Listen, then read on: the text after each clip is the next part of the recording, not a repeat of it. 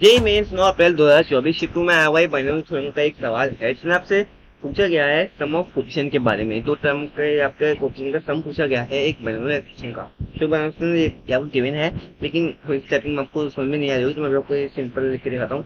तो ये है आपकी बनरल एक्सप्रेशन, ये है आपकी एक्स की पावर 2/3 प्लस 1/2 एक्स की पावर -2/5 की होल पावर 9। यहाँ देखिए आपको समझ में आ रहा होगा कि जो एन की वैल्यू है वो आपकी 9 हो जाएगी। अब हमें क्या करना है, सबसे पहले हम जनरल टर्म निकालते हैं। जनरल टर्म का जो फॉर्मूला होता है वो होता है TR+1 इक्वल टू आपका NCR आपका यहाँ पे हो जाएगा, और NCR और A की पावर R B की पावर N-R। A और B आपका होता है वो विद साइन होते हैं, तो इसको और A आपका यहाँ पे 2x/2/3 हो जाएगा, और B आपका 1/2 x/-2/3 हो जाएगा। तो इसमें वैल्यू पुट करता हूँ तो 9CR हो जाएगा, और x की पावर 2/3, तो की पावर आ है तो 2r/3 हो जाएगा, और 1/2 x/-2/5 की होल पावर आपकी यहाँ पे ये हो जाएगी N-R।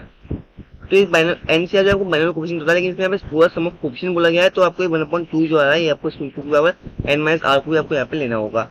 अब बात करते हैं, ये हो जाएगा x की पावर 2r/3, तो होल की पावर हो जाएगी x की हो जाएगी माइनस में आपके यहाँ पे 2 की पावर N-R/5 भी यहाँ पे आ जाएगा। तो x की पावर सिंप्लाई करते हैं, तो यहाँ एल्सियम लेंगे तो ये एल्सियम हो जाएगा 15, और ये आपका 10r माइनस माइनस प्लस होकर 6r यानी कि 16r हो जाएगा, और 2 इंटू एन यानी कि एन की 9 है, तो 18 इंटू 3 आपका हमें 54 हो जाएगा। पावर जो आपकी हो जाएगी वो भी होगी आपकी 16r-54 बाय आपका यहाँ पे 15 हो जाएगा।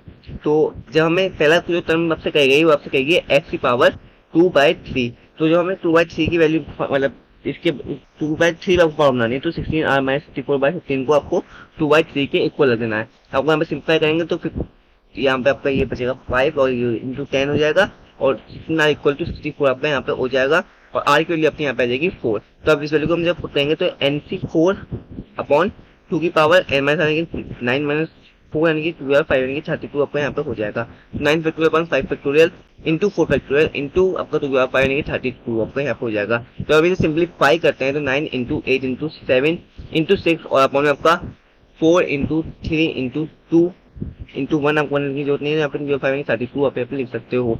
तो ये 3 2 जा 6 और यहाँ पे आपका 4 2 जा 8 और 8 4 जा 32 16 से आप 32, तो आपका यहाँ पे हो जाएगा 63/16 आपका ये इस पहले क्वेश्चन आपका आ गया। अब दूसरी की बात करते हैं, तो दूसरी बात आपको -2/5 रखनी है, तो -2/5 आपको रखनी है 16r-54/15 की पावर आपको -2/5 के इक्वल रख देना है। तो आपको यहाँ सिंप्लाई करेंगे तो 16r-54 आपका 16r इक्वल टू 48 हो जाएगा, और आर की वैल्यू आपको 3 आ जाएगी। तो इसमें वैल्यू पकड़ेंगे तो 9C3 अपॉन आपका यहाँ पे 2/6 हो जाएगा, और 9 factorial by 6 factorial into 3 factorial into 2/64 जो कि होता है।